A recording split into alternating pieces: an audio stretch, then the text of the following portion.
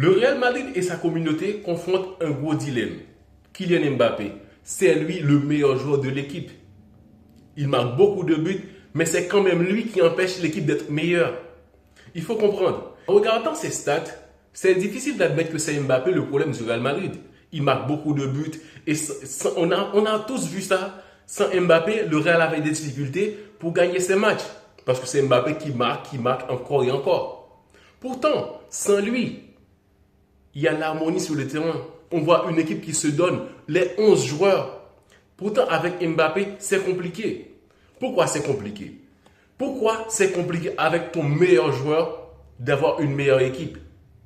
Il ne faut pas tout mélanger. En fait, Kylian Mbappé, il permet au Real Madrid de gagner un certain nombre de matchs par rapport au nombre de buts qu'il est capable de marquer.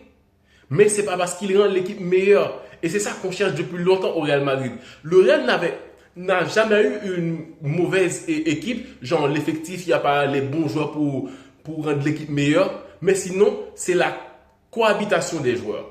Parce que, vu les noms, le Real Madrid n'aurait pas dû être aussi dans la galère.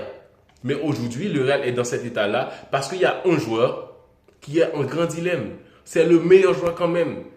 Donc, si on fait que regarder ses stats, on va dire, mais les autres doivent jouer pour Mbappé. Mais comment adapter une équipe à un seul joueur ou de faire que ces joueurs-là puissent s'adapter pour jouer avec les 10 autres? C'est ça le schéma. C'est que pour jouer avec Mbappé, pour être plus effectif avec Mbappé dans une équipe, il faut que l'équipe soit capable de jouer autour de lui et que tout le monde se sacrifie pour lui. Défensivement, le laisser plus d'espace et tout ça, alors qu'il y a 10 autres joueurs.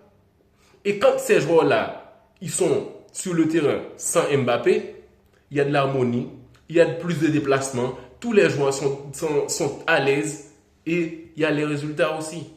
Donc, il ne faut pas rester sur la forme que Mbappé, c'est le buteur, c'est lui qui a marqué plus de buts. Sans lui, le Real Madrid était dans la galère pour remporter des matchs. Genre, dans la galère, parce que c'est lui le problème. Je vais oser le dire, Gonzalo Garcia est un meilleur numéro 9 que Mbappé. Je suis obligé. Parce qu'il faut comprendre, Gonzalo Garcia en tant que 9, il est plus intelligent, il contrôle mieux ses déplacements parce qu'il sait très bien.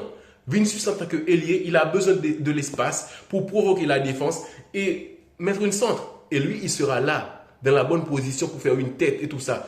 On a tous remarqué, le jeu aérien du Real Madrid a été bien meilleur qu'avec Gonzalo, que Mbappé en tant que 9. Donc, ce n'est pas pour cracher sur Mbappé. Il marque beaucoup de buts, mais en tant que numéro 9, Gonzalo, il est meilleur que lui. Il joue très bien.